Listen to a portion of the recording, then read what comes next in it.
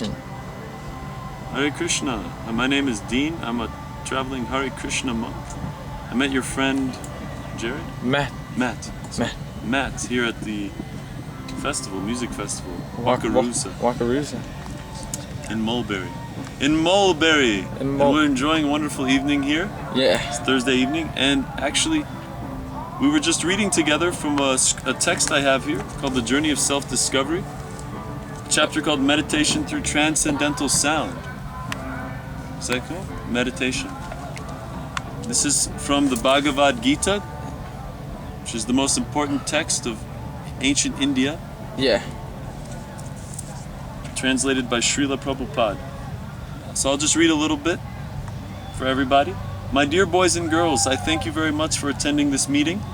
We are spreading this Krishna consciousness movement because there's a great need of this consciousness throughout the world. And the process is very easy. That is the advantage. First of all, we must try to understand what the Transcendental Platform is. As far as our present condition is concerned, we're on various platforms. So we have to first of all stand on the Transcendental Platform. Then there can be a question of Transcendental Meditation. On the 3rd chapter of Bhagavad Gita, you'll find an explanation of the various statuses of conditioned life. The first is the bodily conception of life, Indriyani Pranyahu.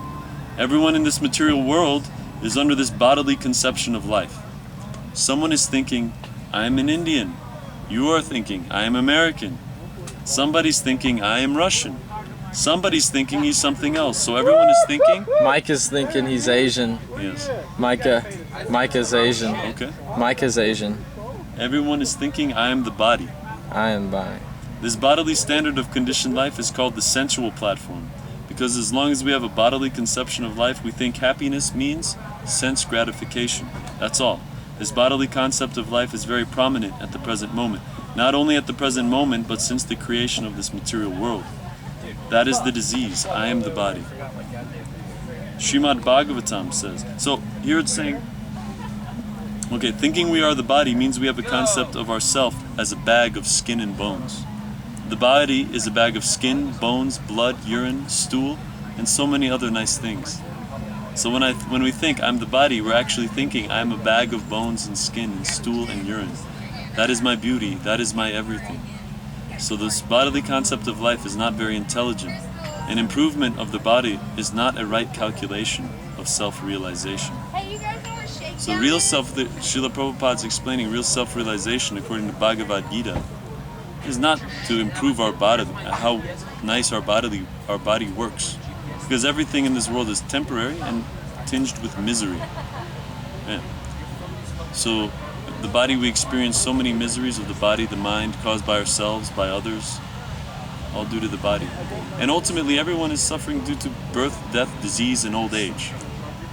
But at the same time, we're always pleasure seeking because that's our natural position. We wouldn't seek it if it wasn't natural. We want to feel pleasure and freedom and bliss. So we're all originally spiritual beings, full of knowledge, eternal, blissful. And because it's a fact we all go through birth, death, disease, and old age, which are all miserable rights, we're thinking that we're part of this temporary creation, which is coming and going. Everything here grows, produces byproducts, dwindles, and vanishes. So everything here is temporary, but we have a sense of being eternal because that is our constitutional position. We're all eternal spiritual beings. By practicing yoga and meditation, specifically the chanting of the Hare Krishna mantra, I can show you the Hare Krishna mantra. This is the sum and substance of this message from India. Actually, it used to be all over the world. It's Hare Krishna, Krishna Krishna, Hare Hare, Hare Rama, Rama Rama, Hare Hare. So Srila Prabhupada brought us this mantra, but if we chant it in a humble state of mind, we can cleanse the mirror of our heart and remember who we really are. That we're not this temporary body, which is full of ignorance and misery, but we're actually eternally blissful spiritual beings.